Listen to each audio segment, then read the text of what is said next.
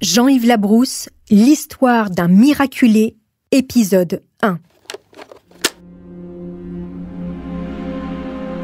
Bonjour, tout de suite, cette horrible affaire que nous venons d'apprendre. La découverte, il y a quelques heures à peine, d'une tuerie à Saint-Martin-le-Neu, près de Beauvais dans l'Oise.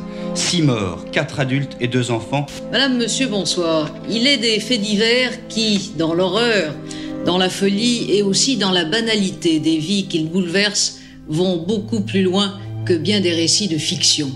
La nuit dernière, à Saint-Martin-le-Neu, un petit village près de Beauvais, 6 personnes d'une même famille étaient sauvagement massacrées à coups de couteau. L'un des plus épouvantables crimes jamais commis en France, commentera un journaliste au lendemain de ce drame. Dans la nuit du 5 au 6 octobre 1983, Pascal Dolic, apprenti charcutier, assassine 6 personnes dans un pavillon à Saint-Martin-le-Neu, une petite commune rurale et tranquille des Hauts-de-France. Tous font partie de la même famille, les Labrousse. Parmi les victimes figure l'ancienne petite amie de Dolic. La jeune fille avait mis un terme à leur histoire quelques semaines plus tôt. Elle est morte sous les coups de couteau, aux côtés de ses parents, de ses grands-parents et de l'un de ses petits frères. Jean-Yves le II a été grièvement blessé. À 15 ans, il a miraculeusement réchappé au déchaînement de violence de cette nuit d'automne. 40 ans après la nuit d'horreur, dans laquelle il a perdu les siens, Jean-Yves Labrousse s'est raconté dans un livre, L'écho des ombres, coécrit avec sa fille Camille et par la journaliste Constance Bostoen. Camille et Jean-Yves seront mes invités dans le dernier épisode de cette saison. Ils nous raconteront l'histoire de Jean-Yves, le long chemin jusqu'à sa résilience. Vous écoutez Homicide, je suis Caroline Nogueras.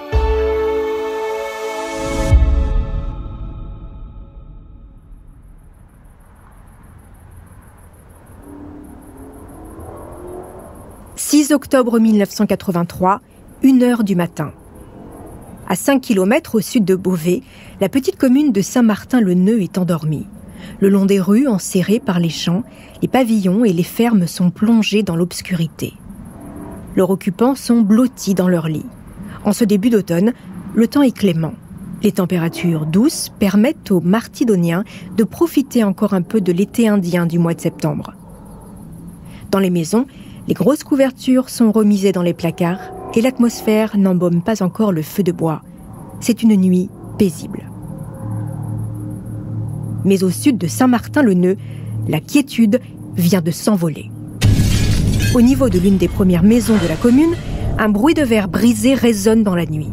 Des éclats de voix s'échappent maintenant du pavillon Coquet où habitent Jean-Jacques et Franciane Labrousse avec leurs 3 enfants.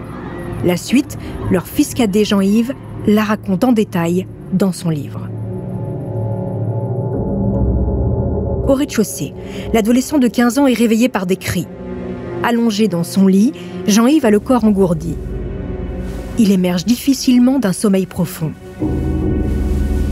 Ses paupières sont lourdes. Il a du mal à retrouver ses esprits. D'un mouvement lent, il parvient à tourner la tête.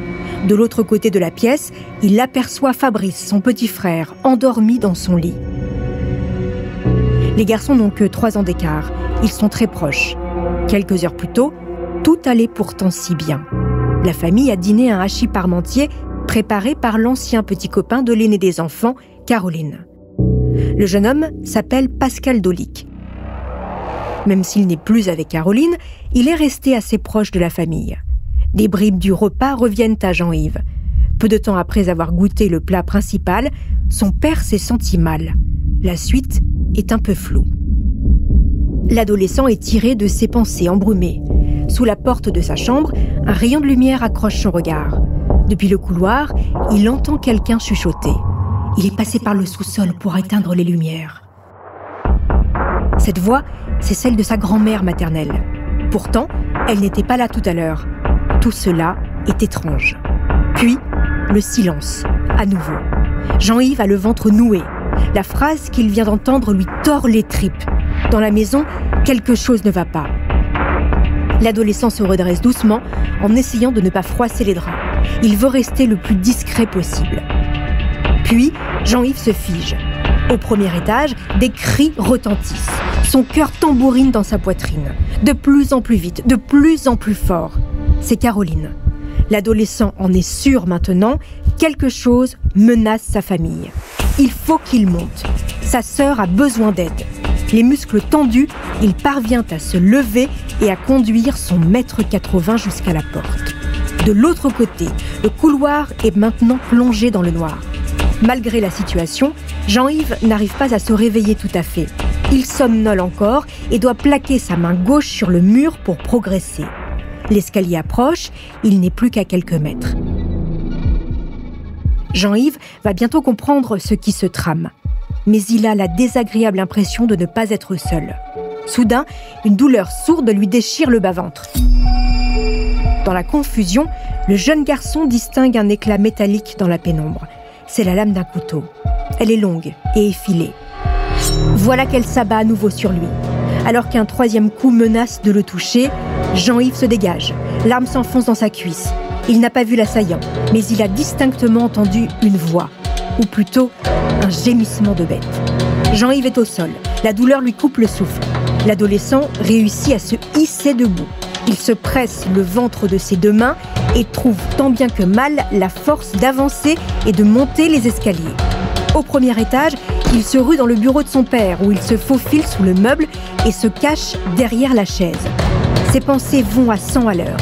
Qui vient de le poignarder? Pourquoi cette personne s'est-elle introduite chez eux? Caroline est-elle en danger? Recroquevillé sur lui-même, Jean-Yves halète et se demande où sont sa grand-mère et ses parents.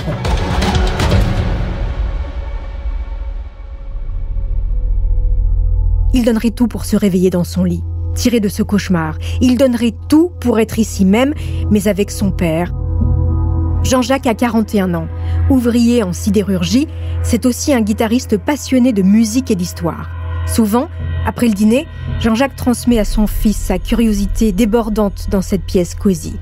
Jean-Yves aime le calme qui s'en dégage avec le grand bureau, le fauteuil et la bibliothèque. Pendant que le reste de la famille s'affaire à la cuisine, il y monte en catimini. Soudain, un hurlement. Une voix masculine crie son prénom à plusieurs reprises. Elle est pétrie de rage. Elle se rapproche. Son agresseur est sur ses talons. Jean-Yves se tasse davantage sous le secrétaire de son père. Il est au bord de l'évanouissement. Mais cette voix, il la reconnaît. C'est celle de Pascal, l'ancien petit ami de Caroline. Il doit changer de cachette. Jean-Yves se traîne jusqu'à la bibliothèque, la contourne et se glisse derrière sous les combles. Entre-temps, Pascal est monté. Il n'est qu'à quelques mètres. En bas, Caroline l'appelle. Les pas de Pascal s'éloignent. Jean-Yves voudrait le suivre pour venir en aide à sa sœur. Mais impossible, il n'arrive pas à bouger. Les cris se sont déplacés. Caroline et Pascal sont maintenant dans la salle de bain. La pièce est juste en dessous du bureau. Des coups, puis plus rien. Quelques minutes plus tard, Jean-Yves discerne la voix de Fabrice, son petit frère, suivi d'autres chocs. Et le pavillon sombre à nouveau dans un terrible silence. L'adolescent, lui, ne peut plus lutter, il perd connaissance.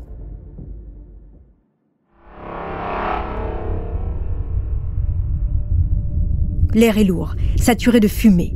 Une odeur âcre de plastique brûlé envahit la pièce. Jean-Yves reprend ses esprits. Il doit se lever, il doit quitter sa cachette. Et si Pascal l'attendait au détour d'un couloir, s'il était tapi dans le bureau?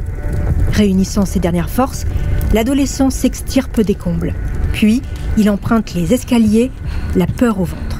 Au pied des marches, c'est une vision d'horreur. Étendu sur le sol, dans sa robe de chambre, sa mère est morte. Une partie de son corps ravagée par les flammes. Avant de quitter les lieux, Jean-Yves trouve le corps de Fabrice. Pascal ne l'a pas épargné. Caroline et son père sont introuvables. Jean-Yves n'ose imaginer le sort qui leur a été réservé. Il doit s'enfuir chez ses grands-parents. Les agriculteurs occupent une ferme à 1 minute à pied. En descendant péniblement l'escalier qui sépare le perron du jardin, il prend conscience de la gravité de son état. L'adolescent a été éventré. La grille en fer forgé de la maison est fermée. Dans un effort surhumain, il escalade le portail. À quelques mètres, ses grands-parents maternels gisent au sol. En caleçon, le corps ensanglanté, le garçon tambourine au volet des voisins. En vain, il est le seul dans cette nuit noire. Jean-Yves a une dernière option, se rendre chez son oncle qui habite à quelques mètres. Aux abords de la maison, il respire enfin. Son oncle est sur le perron, mais il n'est pas seul. Jean-Yves manque de s'écrouler quand il reconnaît l'homme hagard avec lequel il est en train d'échanger. C'est Pascal. Jean-Jacques est devenu fou. Il les a tous tués, raconte Pascal.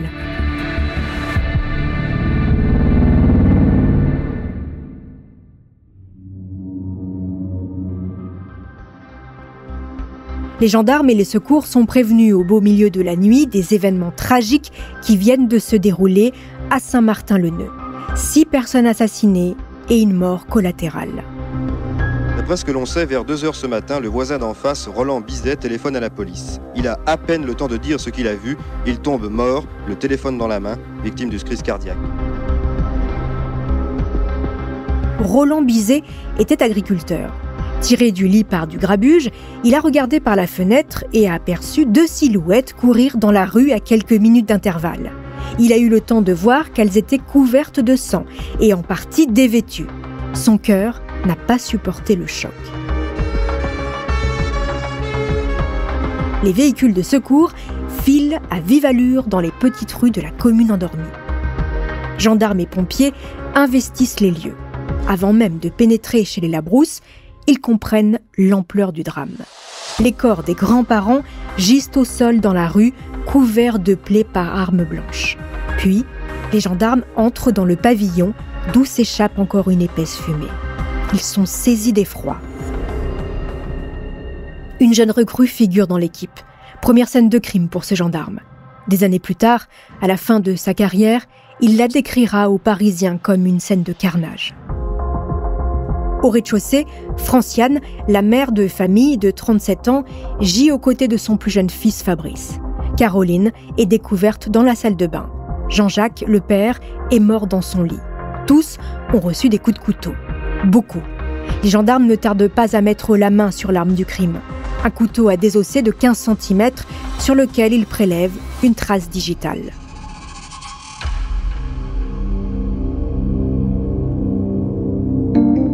Au même moment, Pascal Dolic est retrouvé chez un voisin, prostré et ses vêtements couverts de sang.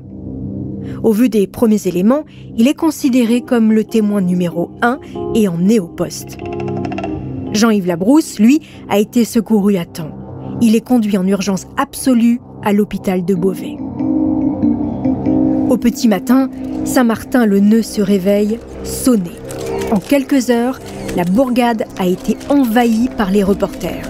Devant le pavillon des Labrousse, les gendarmes s'affairent à grands coups de balai-brosse pour effacer les traces de sang stigmates de cette nuit terrible. Les caméras de télévision filment une scène surréaliste. L'un des gendarmes sort de la propriété des Labrousse. Dans sa main gauche, il tient un sac plastique et un jean ensanglanté. Il dépose ces éléments dans le coffre. Quelques secondes plus tard, 2 collègues y ajoutent un râteau et un bout de tissu en partie calciné. Sur la scène de crime, les enquêteurs ont aussi retrouvé une carte d'identité, un chéquier et des chaussures. Les documents sont tous au nom de Pascal Dolic. De témoin numéro 1, le jeune homme est désormais le principal suspect. Dans la rue, des petits groupes se sont formés. Les voisins des Labrousse, horrifiés, ne comprennent pas ce qui a pu se passer au sein de cette famille sans histoire, implantée à Saint-Martin-le-Neu depuis plusieurs générations.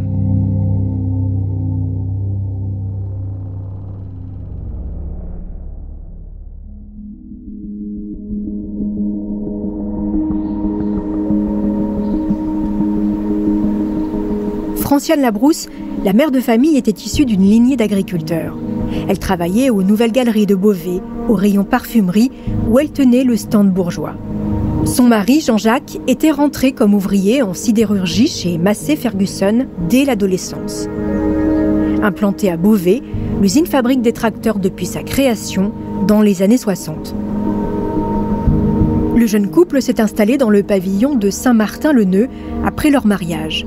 Un étage, un jardinet, une maison simple et agréable. L'arrière de la propriété donne sur un bois. Dans le jardin, Franciane a planté des fleurs roses et rouges. Un grand prunier pourpre vient ajouter une autre touche de couleur à ce havre de paix. Jean-Jacques et Franciane ont 3 enfants, Caroline, Jean-Yves et Fabrice. Au quotidien, les Labrousse sont aidés par les parents de Franciane, qui habitent une jolie ferme à 40 mètres, et par la mère de Jean-Jacques, qui travaille à la papeterie de Saint-Martin-le-Neu. Le couple Labrousse adore ses enfants.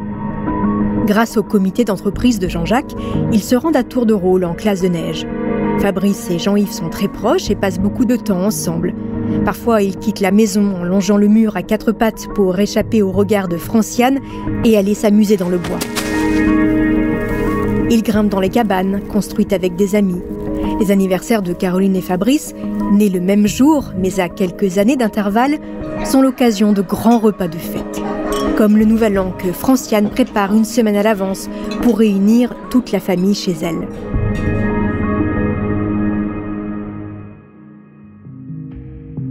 Les Labrousse mènent une existence paisible et simple. Caroline rencontre Pascal Dolic en novembre 1981 à l'occasion d'un mariage. Elle a 17 ans, c'est une jolie jeune fille blonde, joyeuse et heureuse. Pascal Dolic, 21 ans, a un CAP en charcuterie. Le jeune homme habite dans la région et finit par vivre une grande partie du temps chez les Labrousse. Cette cohabitation fait un peu jaser à Saint-Martin-le-Neu, car le jeune couple n'est pas marié. Mais Franciane et Jean-Jacques l'autorisent malgré les cancans. L'arrêt sur le côté, Pascal Dolic est bien mis et plutôt joli garçon du haut de son 1,85 m. Surtout, il est très amoureux de leur fille. Et ce n'est pas le dernier à plaisanter. Avec lui, les repas de famille sont joyeux. En mars 1983, après une période de chômage, il réussit à se faire embaucher comme apprenti chez Monsieur Thomas, le charcutier de Saint-Martin-le-Neu. Une bonne façon de se rapprocher un peu plus de Caroline. Mais au mois d'octobre, la jeune fille met fin à leur histoire qui dure depuis 2 ans. Pascal a beau insister auprès de Caroline, la jeune femme est sûre d'elle. Elle a maintenant 18 ans et un diplôme de sténodactylographie en poche. Elle souhaite prendre son envol. Pascal Dolic trouve sur le perron des Labrousse un sac avec ses affaires.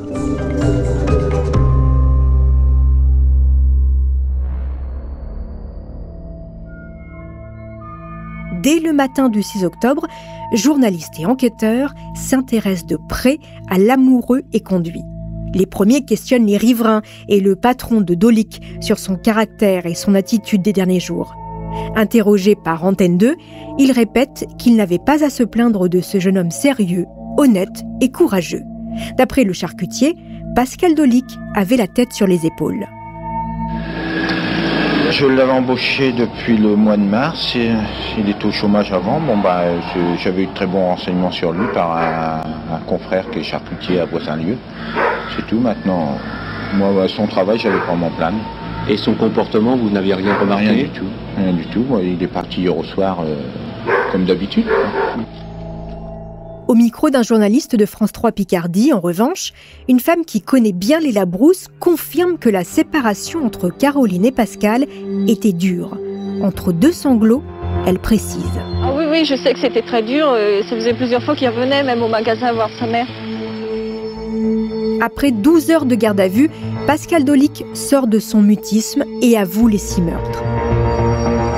Au départ, il voulait simplement enlever Caroline, explique-t-il aux enquêteurs. Face à son refus, il a perdu pied. Pour le reste, sa mémoire flanche. Il ne se souvient plus de l'enchaînement des choses. La chronologie qu'il livre ne concorde pas totalement avec les constatations effectuées sur place. Les enquêteurs ont encore beaucoup de points à éclaircir. L'audition du suspect est troublée par ce qui ressemble à des crises d'épilepsie. À plusieurs reprises, le corps de l'apprenti charcutier se crispe. Son regard fixe un point dans le vide et il retombe dans une sorte de mutisme. À l'hôpital de Beauvais, Jean-Yves Labrousse, le seul rescapé, se réveille après une lourde opération. Il ne comprend pas ce qu'il fait là. Un grand pansement lui barre le ventre et sa cuisse le fait souffrir. On l'a transporté aux urgences avec une entaille de 20 cm. Les chirurgiens ont dû lui retirer un morceau de foie. Mais la douleur n'est rien à côté de celle qu'il ressent quand on lui apprend la terrible nouvelle. Aux premières heures du 6 octobre, toute sa famille a été tuée. Son choc est incommensurable.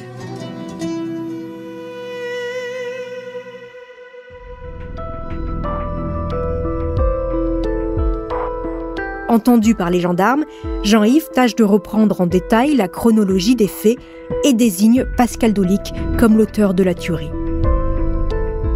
Le 7 octobre 1983, moins de 48 heures après les événements, Pascal Dolic est renvoyé devant le tribunal de grande instance de Beauvais pour assassinat et tentative d'assassinat.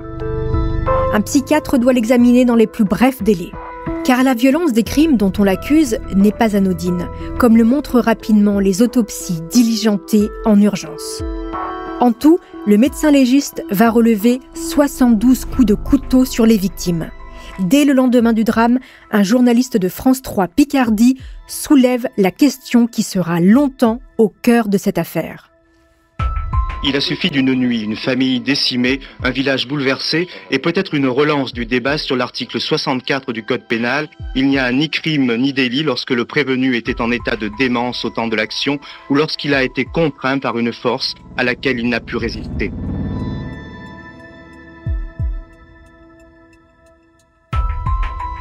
En 1983, c'est encore le Code pénal de 1810 qui est en vigueur.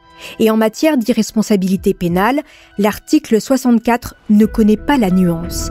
Si on estime l'accusé responsable de ses actes, il sera jugé. Mais si son état de démence est reconnu pendant l'instruction, alors il va bénéficier d'un non-lieu. Pour Pascal Dolic, les expertises vont se succéder et se contredire pendant près de 6 années. Et même si l'apprenti charcutier est finalement renvoyé devant les assises, la question de l'article 64 va demeurer au cœur des débats pendant toute la durée du procès.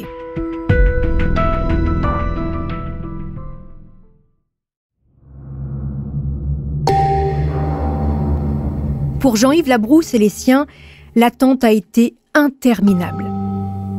Après toutes ces années, ils espèrent des réponses à leurs questions. Ils veulent comprendre ce qui s'est passé le soir des meurtres et les événements qui les ont précédés. L'idée que Pascal Dolic aurait pu se soustraire à la justice leur était insoutenable.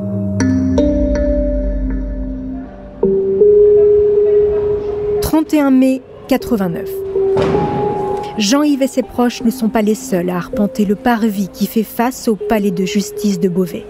Devant le bâtiment, tout en longueur, dont la façade est trouée de hautes fenêtres, la place est bondée. Journalistes et badauds se pressent pour assister au débat et pour apercevoir en chair et en os celui dont on a évoqué sans relâche la folie meurtrière et le crime passionnel.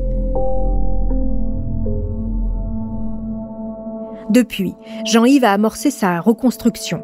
À 21 ans, il est titulaire d'un CAP coiffure et a décroché le permis de conduire. 2 diplômes pour lesquels le jeune homme, qui sera plus tard diagnostiqué multi-10, s'est battu. Pour Jean-Yves, au quotidien, beaucoup de choses relèvent du combat. C'est un grand jeune homme qui incarne la résilience. Il se présente au procès, entouré de sa grand-mère et de ses oncles et tantes. Maître Christian Garnier est son avocat. Touché par l'histoire de son client et impressionné par son opiniâtreté, il a décidé de tout faire pour que les meurtres d'octobre 83 ne restent pas impunis. Dans le box, Pascal Dolic, 29 ans, n'a pas trop changé.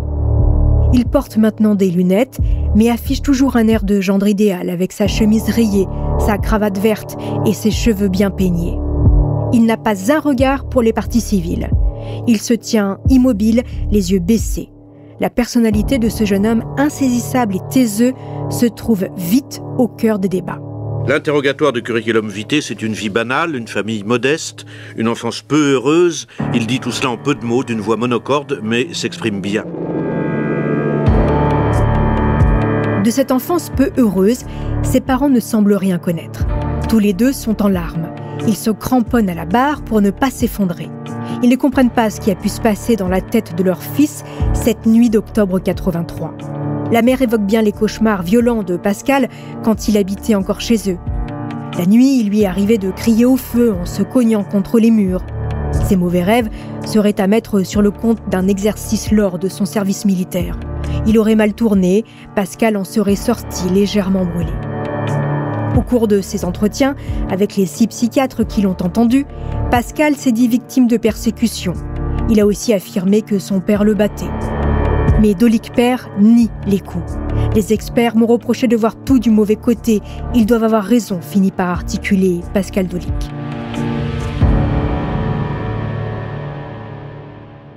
L'apprenti charcutier voyait-il vraiment tout du mauvais côté ? Cette assertion semble se confirmer, au moins s'agissant de sa relation avec Caroline Labrousse. Pendant l'instruction, les témoignages d'amis de Pascal ont abîmé l'image sans accroc qu'on en avait. Il acceptait difficilement qu'une fille puisse le quitter. Il s'en réservait le droit, il ne le tolérait pas, déclare l'un d'eux. Car Pascal Dolik n'en était pas à sa première déception amoureuse. Peu de temps avant de rencontrer Caroline, il s'était fait chasser par un père de famille dont la fille refusait de partir avec lui. Une camarade ira jusqu'à dire qu'un mois avant les meurtres, Pascal voulait se suicider avec Caroline dans un accident de voiture. La grand-mère paternelle de Caroline parle du comportement brutal de Pascal envers sa petite fille. Il lui donnait parfois des ordres. Et que dire de ce repas de famille au cours duquel il avait giflé Caroline, non content d'une anecdote qu'elle venait de raconter. Ces nouveaux éléments mettent à mal la stratégie de la défense. Les avocats de Pascal Dolik continuent de plaider la démence. Pour étayer leur thèse, ils exhument un événement qui aurait eu lieu 5 jours avant les meurtres. Un après-midi, Dolik aurait eu un accident de voiture. Son véhicule aurait fait plusieurs tonneaux, occasionnant au jeune homme un traumatisme crânien. Pour la défense, cela ne fait aucun doute. Si Dolik a tué 6 fois le 6 octobre 1983, c'est qu'il était en proie à une crise de démence due au choc de l'accident. Appelé à la barre, un expert en automobile réfute cette hypothèse. Il a examiné le véhicule sous toutes les coutures. La tôle ne présentait aucune marque pouvant être reliée à un tonneau.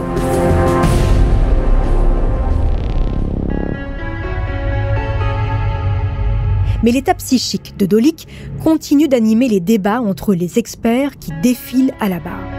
Alors qu'ils n'accordent aucun regard aux Labrousse, l'accusé boit leurs paroles. Face à eux, sa posture change. Son regard se plante dans les leurs. Il a été renvoyé devant les assises, mais il peut encore être jugé irresponsable. Et nous sommes en 1989, ce qui peut aller jusqu'à l'acquittement. Mais certains experts nient tout état de démence. C'est le cas de la psychiatre Idlette de Bure. D'après elle, Dolik a beau être narcissique, susceptible, ombrageux et difficile à vivre parce qu'il se croit mal aimé, il a bien toute sa tête. Il est donc accessible à une sanction pénale. L'un de ses confrères concède, lui, une personnalité pathologique, mais pas d'aliénation mentale. D'autres experts ne partagent pas cette analyse. Ils estiment, eux, que la folie meurtrière qui s'est emparée de Dolik la nuit de la tuerie pourrait être liée à des crises d'épilepsie. Bref, vous l'aurez compris, les avis divergent. Pour le docteur Gache, il y a non seulement sur les électroencéphalogrammes des traces d'une crise infraclinique, mais aussi des éléments qui semblent typiques, et par exemple la fureur homicide et l'amnésie. Le docteur Bossard, en revanche, n'y croit pas. Dans ce contexte, on a pu croire à l'épilepsie, mais c'est tout à fait improbable. Et le comportement de Dolik n'apparaît pas comme confus, mais élaboré.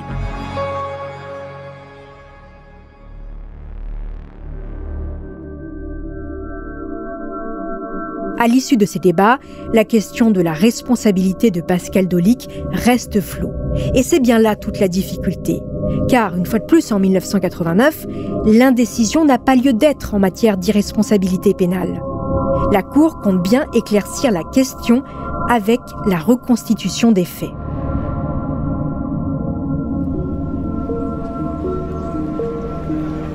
Le 3 juin 1989, Saint-Martin-le-Neu est envahi par une procession peu banale. Dans les petites rues de la commune, un autocar, une dizaine de voitures et des policiers à moto progressent au pas.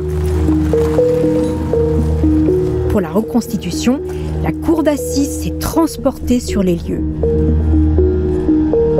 Là encore, Pascal Dolic semble peu concerné par ce qui se joue devant lui. Pourtant, au vu de l'enchaînement des événements du 6 octobre 83, l'hypothèse d'un sextuple meurtre fortuit ne tient plus la route.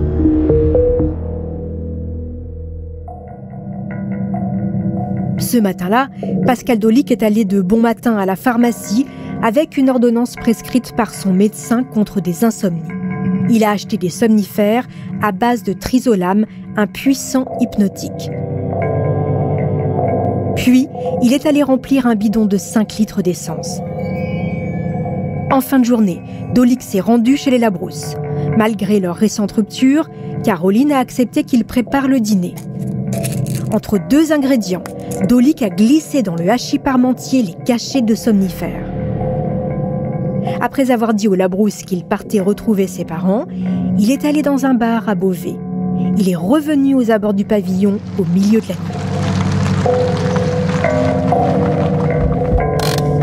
nuit. Là, il a garé sa 2 chevaux dans un chemin de terre à 500 mètres et il a rejoint la maison des Labrousse.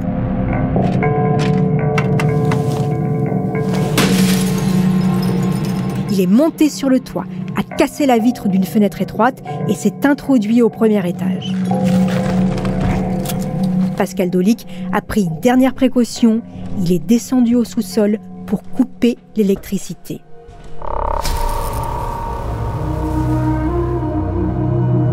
Les terribles événements auraient commencé alors que Caroline refusait de le suivre. Mais après avoir tué toute sa famille, l'apprenti charcutier ne s'est pas enfui. Il a récupéré le bidon d'essence dans sa voiture et il est retourné dans la maison. Après y avoir mis le feu, il a voulu reprendre la route. Sauf que ses clés avaient disparu. Dolic a bien essayé de faire démarrer le moteur en délogeant les fils électriques, mais il n'y est pas arrivé. Pris au piège, c'est là qu'il a décidé d'accuser le père de Caroline. À l'issue de la reconstitution, la question de la responsabilité ne semble plus faire de doute pour la cour. Jean-Yves Labrousse, lui, ne s'est pas déplacé sur les lieux du drame. Pour le jeune homme, le procès est déjà une épreuve. Après avoir vécu 6 ans cette soirée traumatique dans sa chair, la confrontation directe aux événements est violente. La présence et l'attitude de Pascal Dolic aussi. Alors qu'on son tour vient de témoigner, son avocat et sa grand-mère l'encouragent. Face à la barre, Jean-Yves est campé sur ses jambes. Le moment est unique. Il a conscience qu'il n'en vivra pas 2 des comme ça. Il en profite pour tout dire. Le rescapé répond posément aux questions de la présidente et retrace cette nuit terrible. Mais lui aussi a des interrogations. Comment tout cela a-t-il pu être possible? Comment un homme admis dans la famille a-t-il pu commettre ces atrocités? Jean-Yves essaye de croiser le regard de Dolic. Peine perdue. Les yeux de l'accusé fuient les siens. Pascal Dolic ne s'excusera jamais.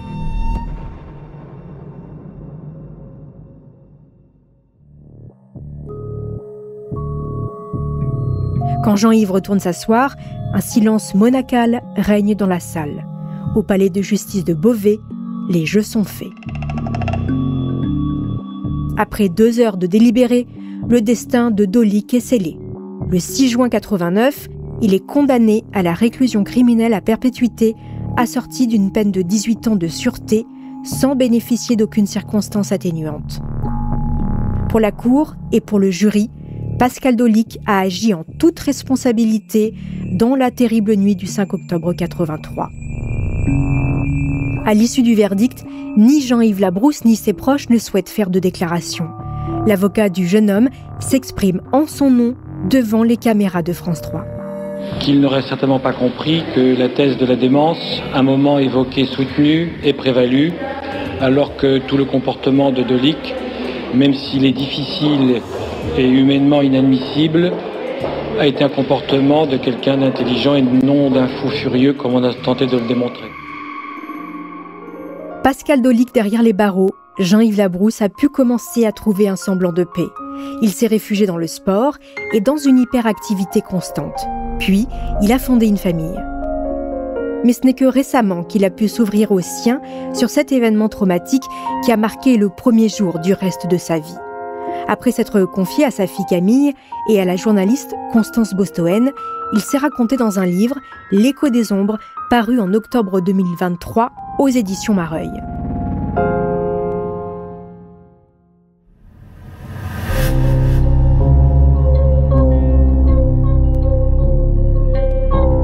À 55 ans, Jean-Yves Labrousse est formateur en coiffure après avoir exercé ce métier pendant des années.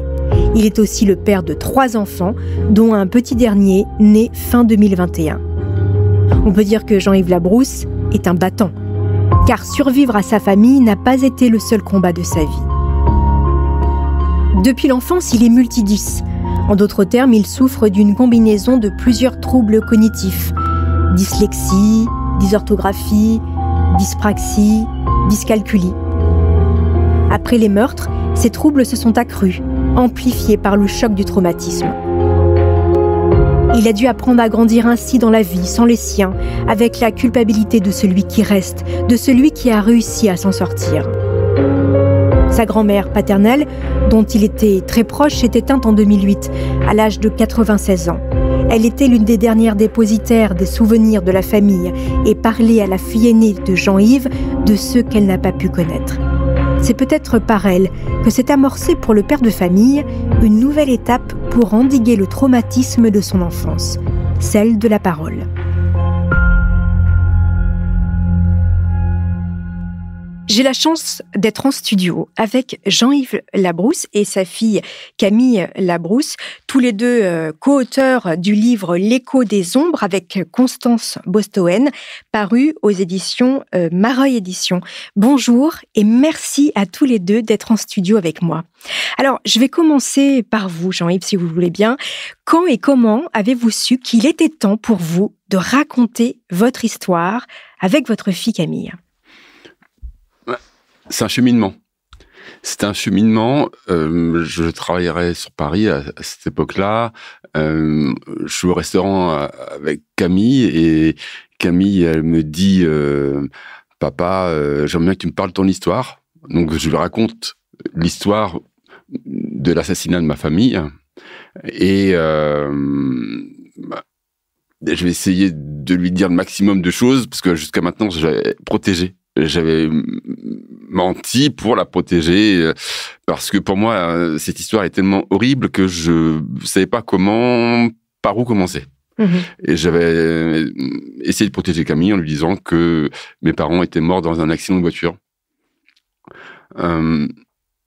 Camille est assez perspicace et s'est rendu compte assez vite, étant jeune, que ça ne collait pas parce que les versions n'étaient pas concordantes. À l'issue de ce repas, je vais prendre le métro pour rentrer chez les amis où je logeais à Paris. Et là, bizarrement, dans le métro, au départ, il y avait beaucoup de monde et à l'arrivée, je me retrouve tout seul. Et je fais un parallèle par rapport à mon histoire, à mon parcours. Et je me dis, au départ, dans ma vie, j'étais entouré. Il y avait beaucoup de monde. Et à l'arrivée, je me retrouve un peu tout seul. Et je me suis dit, ce serait bien de pouvoir un jour trouver un autre temps pour demander à Camille si elle serait prête à écrire un livre. Du fait qu'elle était en carnipocane, elle avait une certaine aptitude, une certaine agilité avec les mots et les lettres. Et je me dis, ça pourrait peut-être... elle pourrait avoir un tremplin professionnel, parce qu'à l'époque, elle est encore en études, où elle a une certaine compétence, appétence artistique, et elle pourrait peut-être trouver un épanouissement par ce biais. Beaucoup plus tard, je me retrouve en février 2023 en période d'inactivité. Et un soir que je regardais la grande librairie, et je vois tous ces auteurs qui racontent leur histoire diverses et variées. Et là, j'envoie un SMS à Camille et je lui dis, mais Camille... Pourquoi pas nous ? Pourquoi pas nous ? Exactement. D'ailleurs, Camille le raconte dans le livre. Alors Camille, je m'adresse à vous maintenant.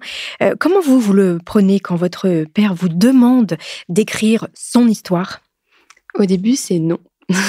Tout simplement parce que quelques années auparavant, donc ce fameux soir, quand papa m'a raconté la première fois, J'étais à l'internat de ma prépa, je suis arrivée, je pleurais. Je savais, parce qu'à mes 12 ans, j'avais demandé à ma mère, et donc j'avais un peu une idée quand même de ce qui s'était passé. Mais là, de lire la violence des faits dans les yeux de mon père, sur son visage, ça avait été beaucoup trop atroce. Donc la première fois qu'il vous raconte réellement l'histoire. C'est ça, c'est la première fois qu'on en parle. J'ai 20 ans, je suis vraiment anéantie sur le moment. Et je vais appeler mon amie Constance pour lui dire... Constance qui est journaliste, du coup. C'est ça. Enfin, à l'époque, elle est encore étudiante. Mais du coup, on en parle. Et moi, je me rends compte qu'il y a quelque chose d'énorme dans ma famille. Et aujourd'hui, quand mon père, l'année dernière, m'a recontactée pour ce sujet-là, j'étais là... Non, là, je n'ai pas la force de faire face à cette histoire. En tout cas, ça a été ma première réaction. Et petit à petit, il y avait l'idée de comprendre, pas forcément ce qui s'était passé cette nuit-là, mais de comprendre mon père, qui est devenu de plus en plus importante. L'histoire de comment il a fait, comment après s'est-il réveillé tout seul un soir, un matin du coup, dans un hôpital, en ayant perdu toute sa famille. Et j'avais besoin de savoir à ce moment-là. Et comme ça, on a commencé l'écriture. Et d'ailleurs, très vite, on y reviendra, vous avez trouvé un éditeur. Jean-Yves, je vais revenir un petit peu à cette histoire tragique. Que s'est-il passé, d'après vous, dans la tête de Pascal Dolic, cette nuit du 5 octobre 83 ? Je pense que c'est quelqu'un de très possessif. Après, au fait des investigations, lors du jugement, on se rendra compte qu'il n'était pas... à sa première tentative. En tout cas, jusqu'à présent, ça avait été des menaces. Il avait rencontré d'autres femmes qui ont voulu se séparer de lui, qui se sont séparées de lui. Et il avait été jusqu'à faire des menaces de mort vis-à-vis de leur papa. C'est ce qu'on a su par la suite. Donc, il y avait déjà des antécédents. Oui. Alors, dans le livre, vous semblez décrire une relation sereine entre Pascal Dolic et votre sœur Caroline, et vous dites que, d'ailleurs, toute votre famille appréciait beaucoup ce garçon. Malgré tout, on est vraiment dans un schéma d'emprise. Aviez-vous repéré des signes d'une relation, justement, d'emprise entre cet homme et votre sœur ? Comme vous le dites, au départ, ça se passe très bien. Pour moi-même, c'était presque... le recul, c'est un peu difficile de dire ça, mais en tout cas, à l'époque... avant les faits, c'était plutôt presque comme un grand frère. On faisait beaucoup de choses ensemble. La situation s'est dégradée quand il est venu vivre à la maison. Mes parents lui ont trouvé un travail dans le village. Et là, très vite, il s'est imposé. Et ça finit par agacer mes parents, ma sœur, mais c'est pas comment faire. Et je sais plus à quel moment c'était. Il y a eu un repas de famille où Caroline alors les propos, je pourrais pas vous les citer parce que j'étais jeune. J'étais jeune et j'étais très immature. Les faits sont que il a giflé ma sœur. Devant vous ? Devant tout le monde. Devant tout le monde. Alors, bien sûr, il y a eu une émotion assez vive de la part de ma famille, mais ils ont essayé de comprendre et peut-être d'arrondir un peu les angles, peut-être. Hein. Je dis ça, je me rappelle de ça, mais c'est assez vague quand même. Et puis, on rappelle que c'est dans les années 80 ? Oui. L'attitude des gens vis-à-vis de ces actes était peut-être différente. Aujourd'hui, on n'accepte plus ces choses-là. Peut-être, Camille, non ? Qu'est-ce que vous en pensez ? Vous qui êtes d'une autre génération.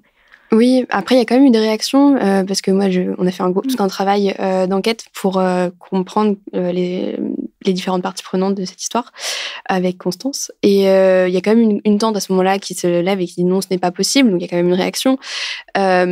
Mais oui, il y a toute une histoire. À l'époque, le mot féminicide n'est pas encore diffusé. Alors, il commence à naître aux États-Unis. Il va arriver presque une dizaine d'années plus tard en France, vraiment au grand public. Et ça ne sera absolument pas évoqué de toute façon tout au long du procès. Alors justement, Jean-Yves, c'est Camille peut-être qui vous parle de féminicide. C'est un terme que vous employez dans le livre. Cette question du féminicide, un terme et une notion absente du droit en 83, on le rappelle. Et puis, vous l'avez dit, Camille, pendant le procès, on n'en parle pas vraiment. Enfin, en tout cas, Jean-Yves va nous raconter. On parle quoi ? De crime passionnel à l'époque ? Oui, Jean-Yves ? pour une peine de cœur. C'est le titre d'un des articles du Monde sur les faits de l'époque. Une peine de cœur. Pour une peine de cœur, oui. Pour une peine de cœur. Comment vous recevez ça, vous, à l'époque, Jean-Yves? C'est dur. C'est dur parce qu'en fait, presque c'est l'excuse. Ça excuse presque... Enfin, en tout cas, c'est l'impression que ça donne. Et de toute façon, il va essayer... Pendant tout le procès, et ce qu'il faut comprendre, c'est que même après les faits, je vais arriver... j'ai été recueilli par un oncle où je serais blessé grièvement. Il essaiera, et on en parle dans le livre L'écho des ombres, il essaiera de se dédouaner en disant que c'est mon papa qui a commis le pire, en disant que mon papa est devenu fou. Il a tué tout le monde. Voilà, et donc moi j'arrive blessé grièvement en clamant la vérité. Et à partir de ce moment-là, jusqu'au procès, ça a été mon leitmotiv. C'est-à-dire de clamer la vérité et de prouver qu'il avait commis tout cela, qu'il n'était pas fou. Parce que c'est ce qu'il va essayer de faire. Il y a de nombreuses investigations et expertises psychologiques pour déterminer s'il y a responsabilité ou non. Et en cas d'irresponsabilité, à l'époque, il n'y avait aucune structure pour l'accompagner. Donc, il aurait été tout simplement dédouané de ses charges et remis à la liberté. Heureusement, c'est pas ce qui a été fait. Alors, la scène de votre déposition au procès est très forte, Jean-Yves. On en parle dans le livre. Depuis, avez-vous eu toutes les réponses à vos questions? Oui, on a avancé sur ça, grâce au livre aussi, qui m'a permis, l'investigation de Camille et de Constance Bostoen, qui m'ont permis de comprendre des choses. Le procès a levé pas mal de questionnements, mais le fait de la recherche pour le livre aussi a levé d'autres informations. Après... Quoi, par exemple? Eh bien, le fait que, comment dirais-je, la préméditation, ça a été élucidé au moment du procès. Le fait que... Donc, je précise que tout avait été préparé par cet homme. Oui. Il savait que ce soir-là, il allait tuer tout le monde. Oui. Alors, il y a eu toute une ambiguïté sur le fait de... Est-ce que lui, il a plaidé qu'à ce moment-là, il avait tout prémédité pour partir avec Caroline. Donc la grande sœur de papa, et s'enfuir au Canada ou je ne sais où.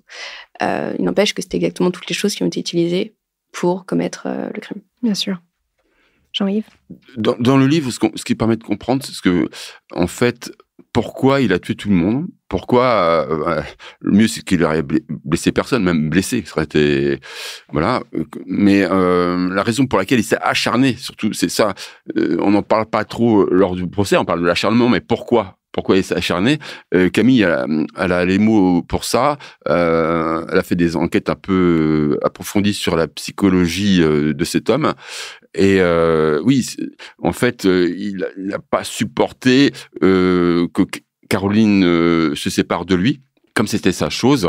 Enfin, Camille vous l'expliquera mieux que moi, mais comme c'était sa chose, voilà, il a voulu faire disparaître tout ce qui le rejetait, en fait. Bon. C'est assez classique dans les schémas d'emprise et dans les féminicides, Camille. Oui, c'est ça. En fait, c'est l'idée de bien comprendre qu'on ne parle pas de crimes passionnels, mais de crimes possessionnels, et que dans 30% des féminicides, il va y avoir un acharnement sur l'entourage de la femme qui est tuée. Ça peut être sur son corps, sur son intérieur, et quand il y a des personnes, ça peut être du coup des personnes qui sont liées à la vie de cette personne. Donc on anéantit tout le monde. Ouais. Alors on va l'appeler l'autre. L'autre, bien sûr, un jour est sorti de prison. Puisqu'il n'y a pas de prison à vie en France, même la réclusion perpétuelle n'existe pas vraiment. Il est sorti de prison, on en parle dans ce livre, vous en parlez ce jour où vous savez qu'il sort de prison. Votre famille, elle, évidemment, a disparu pour toujours. Comment on se reconstruit alors qu'on sait que l'assassin de sa famille, finalement, lui, va recommencer sa vie? Eh bien, avec la maman de Camille, je vais en parler. Déjà, au départ, c'est encaisser ça, même si mon avocat Maître Garnier m'avait préparé à cette éventualité. Ça m'a paru trop tôt, déjà. Déjà, dans un premier temps, je vais en parler avec Maître Garnier. Il m'a dit, écoutez, Jean-Yves, comme je vous l'ai dit lors du procès, la justice a été faite, une sentence a été donnée, et on ne peut pas revenir dessus, continuer à avancer. L'idée, c'est de se protéger, déjà. Dans quel état d'esprit est-il? Après ce temps, qu'est-ce qu'il est devenu? Hein. Donc, avec l'amant de Camille, on va essayer de mettre en place un mécanisme pour protéger Camille, pour éviter que, comme elle ressemble un peu quand même à ma sœur, éviter qu'il lui fasse du mal, si jamais l'idée lui en prenait. Donc, voilà, de se protéger. Je prends une batte de baseball sous le lit, on va mettre des alarmes à la maison.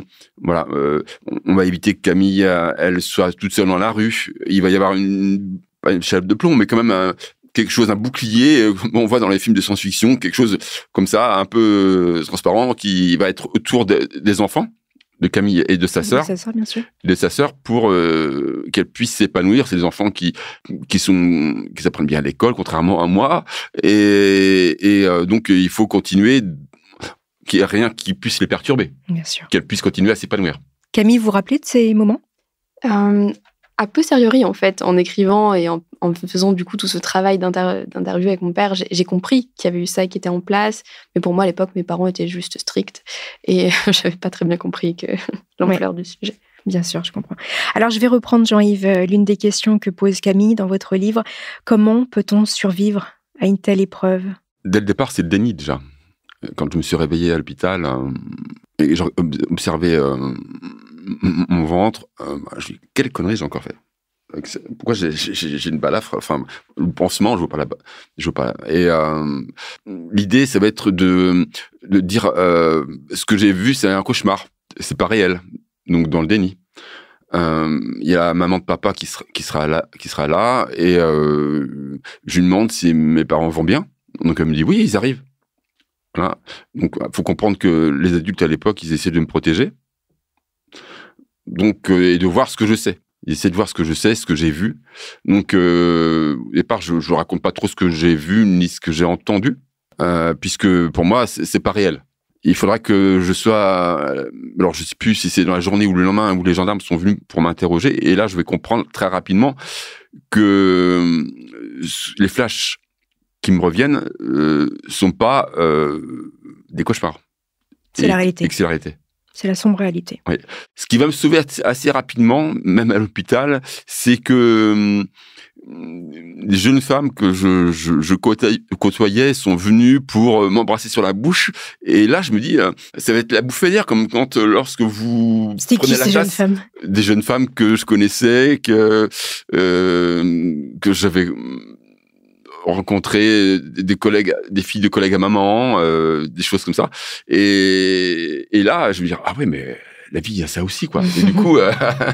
Et du coup, oui, ça va me permettre de reprendre une grosse bouffée d'air et d'essayer d'avancer, quoi, pas à pas. Il n'y a peut-être pas que non plus ça. Il y a aussi une boulimie complète d'action. Bon, je veux dire, il y a l'amour qui a une énorme part et qui va être un tremplin ou un repli à beaucoup de moments, mais il y a aussi une boulimie d'agir tout le temps et d'agir pour ne surtout pas avoir une pause qui oblige à penser, quoi. Alors Camille, cette histoire s'est passée il y a 40 ans. Vous avez vu l'évolution de votre papa. Est-ce que vous avez vu un changement depuis la sortie du livre? Oui, il y a une prise de conscience de son histoire. Il y a beaucoup de techniques en psychologie qui permettent de faire sortir le trauma en créant une chronologie, en sortant du coup quelque chose qui a été intériorisé en soi comme un micmac tout confondu qu'on ne sait pas prendre dans quel bout. Et en fait, avec cette histoire, on a été obligé de faire un énorme travail. Tous les lundis, pendant 3 heures, on faisait ressortir les faits. Il fallait que nous, on ait une chronologie très claire, beaucoup de détails pour pouvoir créer les scènes, les restituer.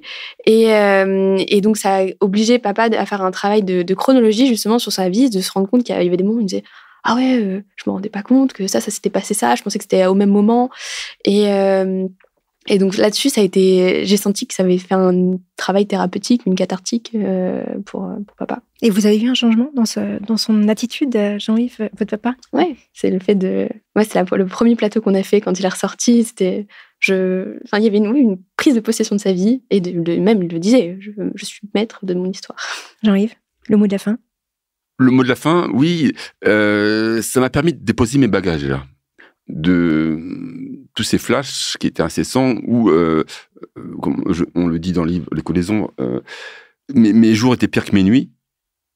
ça a permis d'accueillir ces flashs et qu'ils ne soient plus si agressifs. Hein, et donc, vraiment, de les accueillir, les laisser passer. Et en fait, ça ne me fait plus de mal. Hein, et se sentir beaucoup plus léger. Donc, cet homme qui portait tout le poids de son histoire sur son dos et qui était toujours dans l'action pour éviter de penser, eh bien là, je suis toujours un peu hyperactif, mais voilà, je suis plus léger en tout cas. Et je me suis rendu compte aussi que ce livre pouvait aider des gens qui ont eu des traumatismes, des gens qui sont handicapés, puisque je suis multidis.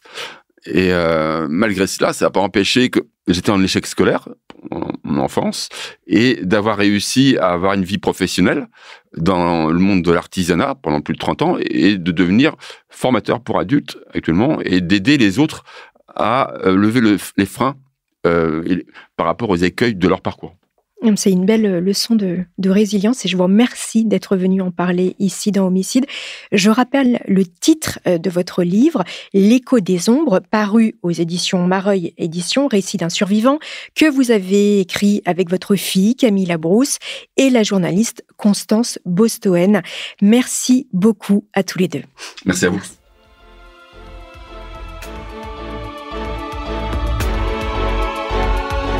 Voilà, c'est ainsi que se termine cette saison de Homicide.